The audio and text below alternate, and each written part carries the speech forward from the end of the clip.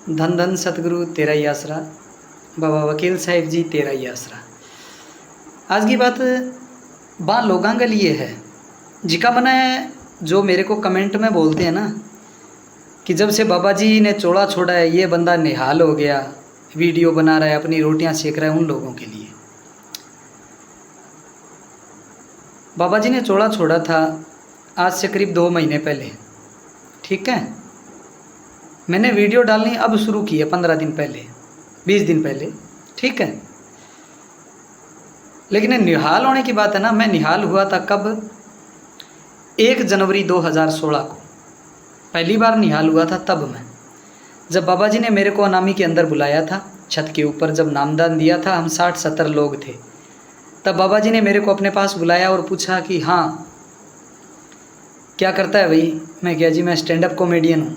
अच्छा चुटकुले करता है? मैं कहा हाँ बाबा जी, चल इधर आ जा। 45 मिनट तक मेरा वो प्रोग्राम रहा था बाबा जी के पास। पीछे गुरुमुख महात्मा जी भी खड़े थे, ठीक है। तो वहाँ पे मेरी बातों का बड़ा तसल्ली से प्यार भरा जवाब दिया था बाबा जी ने। उस दिन निहाल हुआ था मैं। जो तुम कहते हो ना कि जब से बाबा जी गए हैं इस बंदे का ज़बान नहीं रुकती, या इसके बंदे के आंखों से आंसू नहीं देखे, मैं लोगों को दिखाने के लिए नहीं रो सकता। क्यों? अगर दिखा के कुछ करूँगा ना तो वो कोई गिनती में नहीं है। तुम्हें क्या पता कि मेरे अंदर दिल में कितनी तकलीफ़ है। मैंने तो चलो बाबा जी के जाने 1-1.25 महीने के बाद में वीडियो बनानी शुरू की है। तुम्हारे वाले ने तो चौथे दिन ही शुरू कर दी थी, ये देखो वसीयत, ये देखो वसीयत, ये देखो वसीयत। ये क्या था? उसने वीडियो नहीं बनाई, वो क्या था? वो अपनी रोटियां नहीं सेक रहा क्या? मुझे कोई पैसे की लालच नहीं है, कोई चीज़ का लालच नहीं है मेरे को लालच एक ही चीज़ का है, वो है मेरे वकील साहब जी का। जैसे कहते हैं ना कि संगत के अंदर सतगुरु रहता है, जैसे भाई कन्हैया के हो, जैसे वो प्यासों को पानी पिलाते थे ना भाई कन्हैया जी। जब सिखों ने जाके गुरु गोविंद सिंह जी महाराज 10वें पिताजी के पास शिकायत की कि गुरु साहिब जी ये तो जख्मी सिपाहियों को जो हम फट्टड़ करते हैं ये खड़ा कर देता है, कि भाई कन्हैया तू क्यों करता है? कि मेरे को तो सबके अंदर आप नज़र आते हो, मुझे तो मेरी संगत के अंदर ही वकील साहब नज़र आते हैं, ठीक है। और तुम्हें क्या नज़र आते हैं? अगर तुम सही हो, 21 तारीख को वहाँ फतेहाबाद में लाठीचार्ज करने के लिए पुलिस भेज दी, शर्म है? बोलते हो मेरे को, उनके लिए तुम नहीं बोल सकते। मैं मेरी कौन सी दुकान चला रहा हूँ बताओ तो सही? तुम पैसे देते हो क्या मेरे को?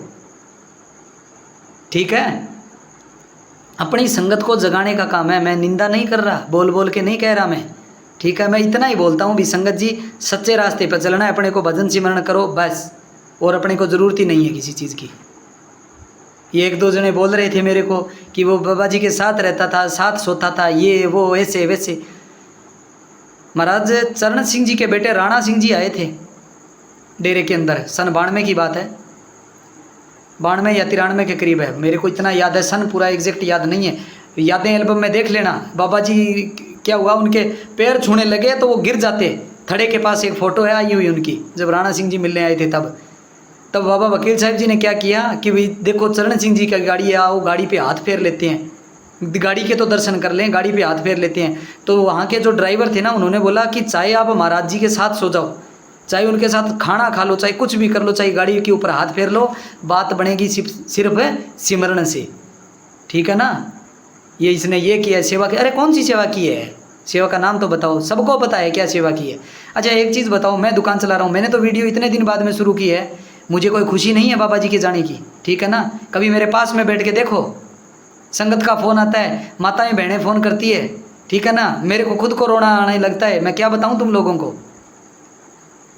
कितना दुखी हूँ अंदर से मैं, ठीक है। और तुम लोग कह रहे हो ना कि ऐसा करेंगे तो ये संगत को जगाना नहीं छोड़ूंगा, चाहे कुछ भी कर लो, ठीक है। मैं तो चाहती हूँ एंटी वाले हो, मैं तो ये चाहता हूँ कि तुम जैसे एंटी वाले लोग मेरे को होने चाहिए, ठीक है। बाबा जी से खुद पूछा था, ठीक है, 20 फरवरी 2016 को मेरे भाई की शादी के बाद मैं, मेरे भाई साहब, भाभी जी और वो आए थे हम आशीर्वाद के लिए। मैंने कहा बाबा जी लोग बड़ी निंदा करते हैं डेरों की, अपने डेरे की, कि अपने को निंदा वाली चाहिए, ठीक है। फतेहाबाद में लाठीचार्ज करवाने की कोशिश की थी, तुमने जोर मार लिया कि नहीं करने देंगे। बाहर हुआ प्रोग्राम और भाड़े की भीड़ नहीं थी वहाँ पे, ठीक है ना, प्रेम खींच के लाया था उस संगत को।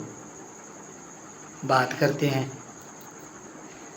और मेरे के लिए जो बोल रहे हो कि भाई मैं खुश बहुत हूँ, खुशी जिसकी होती है ना, तुम्हारे वाले ने तो कपड़े लत्ते बांटने शुरू कर दिए, ये लो तौलिया, ये लो सूट, ये लो घड़ियाँ हैं। खुशी किसको है जाने की। अगर सही इलाज होता तो बाबा जी 5 से 7 साल और रहते, और बाबा जी को हमेशा खुश देखना चाहते ना, तो कम से कम 12 से 15 साल और रह जाते बाबा वकील साहब जी।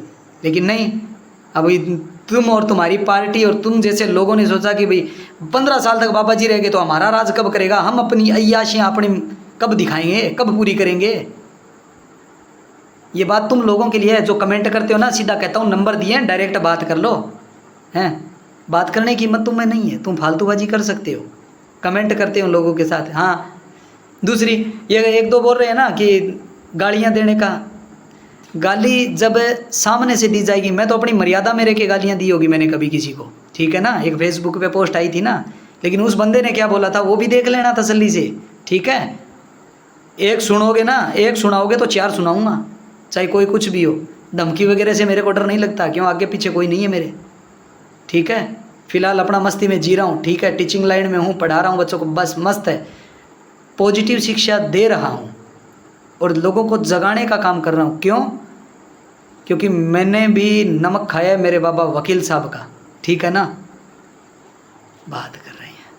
अच्छा एक बात बताओ, बाबा जी के टाइम पे लोग अगर घरों में जाते बाबा जी तो फ़ोटो खींच लेते थे तो बड़ी तकलीफ़ें होती थी, उनका मोबाइल छीन लेते थे। अब पास में बैठ के गोद में लोगों को बिठाते हैं, प्रोफेशनल वीडियो की गानों की तरह शूटिंग करवाई जा रही है, अब दिक्कत नहीं होती।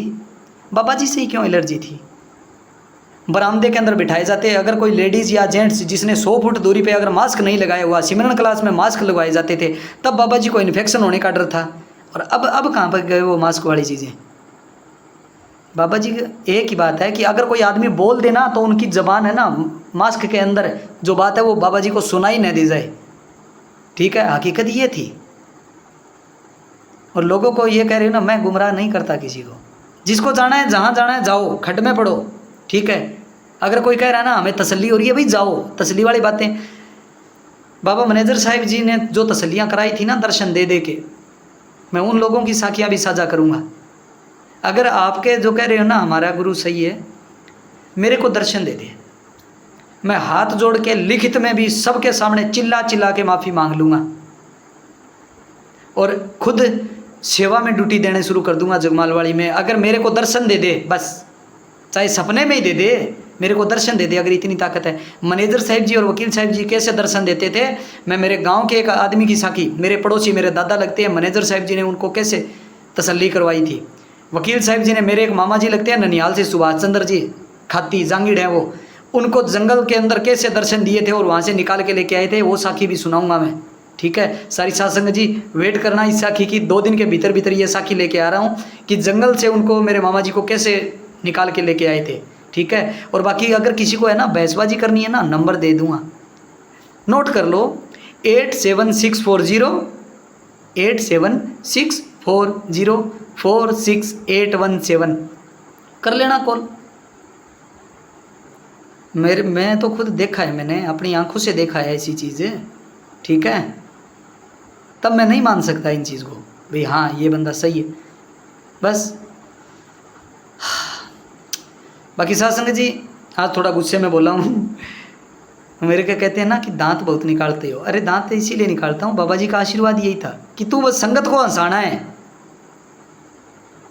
ये वचन आपने भी सुने होंगे, रिकॉर्डिंग डाल दूंगा, ठीक है। संगत को हंसाना है, हर बार कहते थे, मजलिस में कहते थे, बरामदे में कहते थे, ठीक है। धन धन सतगुरु तेरा ही आसरा।